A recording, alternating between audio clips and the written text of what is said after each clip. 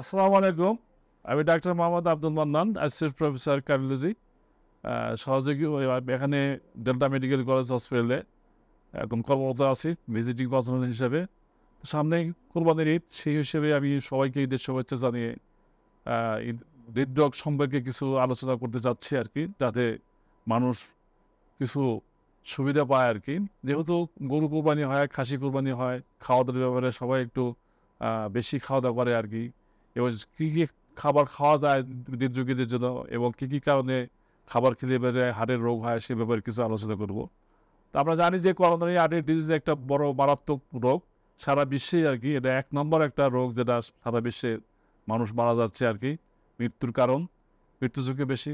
কিছু কিছু risk factor আছে, যেটা করোনারি আর্টারি যে আর্টারিতে ব্লক হয় বা রক্তনলী মানে চিকন হয়ে যায়, যার জন্য আমাদের সিমটমগুলো দেখা দেয় এবং করোনারি আর্টারি ডিজিজ দেখা দেয় আর কি। তো খাওয়া দাওয়ার ব্যাপারে আমরা যেটা বলি যে আমরা যদি রেড মিট, যেটা আমরা গরুর মাংস, খাসির মাংস এগুলোতে আছে আর কি, রেড মিট খাওয়ার ব্যাপারে আমাদের কিছু সতর্কতা অবলম্বন করতে হবে।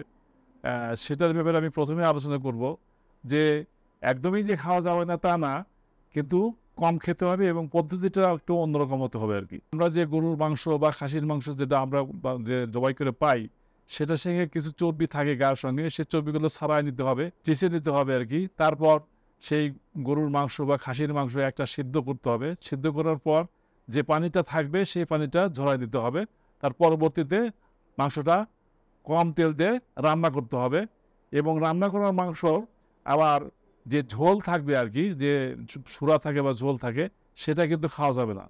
সেটা খাওয়া যাবে না, জাস্ট সলিড মাংস, যেটা আমরা বাংলা ভাষায় যে কোষ মাংস বলি আর কি, সেটা 2-3 পিস খাওয়া যেতে পারে আর কি, কিন্তু বেশি পরিমাণ খাওয়া যাবে না।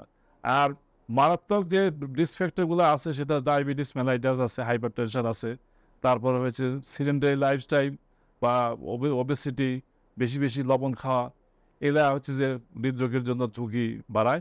আর যে সমস্ত খাবার খেলে পরে আমাদের সাধারণত রোগের ঝুঁকি কমে, সেগুলো হচ্ছে যে সাধারণত হচ্ছে যে সবজি জাতীয় খাবার, যেমন ভেজিটেবলস, দেশি মুরগির মাংস খাওয়া যেতে পারে আর কি। তারপরে আমাদের লবণ পরিহার করতে হয়, তারপরে ফলমূল বেশি খেতে হয়। আর সবচেয়ে বড় কথা হচ্ছে সপ্তাহে 5 দিন 40 মিনিট করে হাঁটতে হবে, এক্সারসাইজ করতে হবে আর কি, হাঁটতে হবে। তাহলে পরে আমাদের হৃদরোগের জন্য সবচেয়ে করতে হবে, মানে কম ঝুঁকিপূর্ণ হবে আর কি। আর আমাদের হাঁটার কথা সবসময় মনে রাখতে হবে যে এই হাঁটলে পরে আমাদের অনেক উপকার হয় আর কি। সেটা হচ্ছে যে আমাদের যে খারাপ কোলেস্ট্রল আছে আর কি, সেগুলো কমায় দেয়, আর যেটা ভালো কোলেস্ট্রল সেটা বাড়িয়ে দেয় আর কি। আচ্ছা, এখন একজন মানুষের যদি হৃদরোগ হয়, তাহলে আমাদের প্রথম কর্তব্য কী হবে আর কি? প্রথম কর্তব্য হচ্ছে যে আমাদেরকে তার সিমটম দেখে তাদেরকে ইসিজি করে কিছু পরীক্ষা নিরীক্ষা আছে করে সেগুলোকে ডায়াগনোসিস করতে হবে। এবং ডায়াগনোসিস করার পর প্রাথমিক চিকিৎসা সাধারণত আমরা যেগুলো দেই আর কি, যেটা হচ্ছে অ্যাসপিরিন, কপিডেগল, তবে নাইট্রোগ্লিসারিন, এগুলো দিই। তারপরে ইসিজির উপর ভিত্তি করে এবং ডিউরেশনের উপর ভিত্তি করে আমাদের কিছু পদক্ষেপ দিতে হয় আর কি। যেমন হচ্ছে যে আমরা সেটা হচ্ছে যে ওষুধ দিয়ে চিকিৎসা করতে পারি, অথবা আমরা ইন্টারভেনশন করতে পারি। ইন্টারভেনশন মানে হচ্ছে যে একটা করোনারি অ্যাঞ্জিওগ্রাফি করা হয় আর কি। করোনারি অ্যাঞ্জিওগ্রাফি হচ্ছে যে এক ধরনের পরীক্ষা, যেটা হচ্ছে যে একটা রক্তনালীর ভিতর দিয়ে একটা ক্যাথেটার ঢোকানো হয়, সেটা হার্টে গিয়ে আমরা দেখি যে হার্টে ব্লক কত পার্সেন্ট আছে আর কি। পার্সেন্টেজ যদি 70-70-র উপরে থাকে ব্লক, সেই ক্ষেত্রে আমরা যদি সেখানে আমরা স্টেন্টিং করি, যেখানে আমরা বাংলা ভাষায় রিং বলা হয় আর কি, সেই রিং যদি লাগা দেয়, তাহলে পরে আমরা বুঝবো যে এই রুগীটা সম্পূর্ণভাবে একজন স্বাভাবিক মানুষের মতো হচ্ছে যে কর্মক্ষমতা অর্জন করবে আর কি। কিন্তু যদি আমরা কেউ যদি এটা না করতে পারে, যদি না করা যায়, সেটা যদি বেশি যদি ব্লক থাকে, 2-3টা যদি ব্লক থাকে, 3টা যদি ব্লক থাকে, ট্রিপল বেসিস যদি থাকে, সেই ক্ষেত্রে রিংও পরানো যায়, আবার বাইপাসও করা যায় আর কি। দুইটার সুবিধাই একই রকম, কিন্তু ওখানে অপারেটিভ প্রসিডিওর, এখানে হচ্ছে যে আমরা সাধারণত রুগী দেখতে পারে, আমরা রিং পরা দিই আর কি।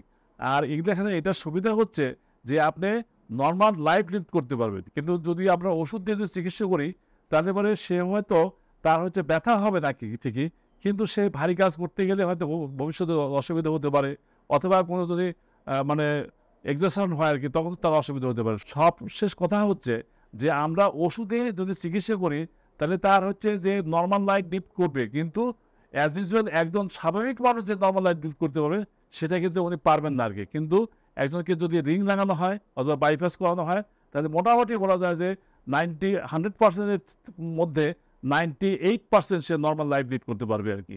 হ্যাঁ, যাই হোক, আমরা আশা করি যে খাবার দাবার ব্যাপারে এবং যে আরও যে সমস্ত রিস্ক ফ্যাক্টরগুলো আছে সেগুলা আপনারা সবাই কন্ট্রোল করবেন, যাতে প্রিভেন্টিভ প্রসিডিওরে বা প্রতিরোধ করে আমরা হৃদরোগ প্রতিরোধ করতে পারি। এবং পরবর্তীতে তারপরে যদি হৃদরোগ হয়, তাহলে আমরা যে চিকিৎসা পদ্ধতিগুলো বললাম, যে ড্রাগস এবং তার সঙ্গে ইন্টারভেনশন, এই দুইটা পদ্ধতির মাধ্যমে আমরা হৃদরোগ চিকিৎসা করে আমাদের দেশে হৃদরোগের হাত থেকে মানুষকে রক্ষা করতে পারবো ইনশাল্লাহ। সবাইকে ধন্যবাদ।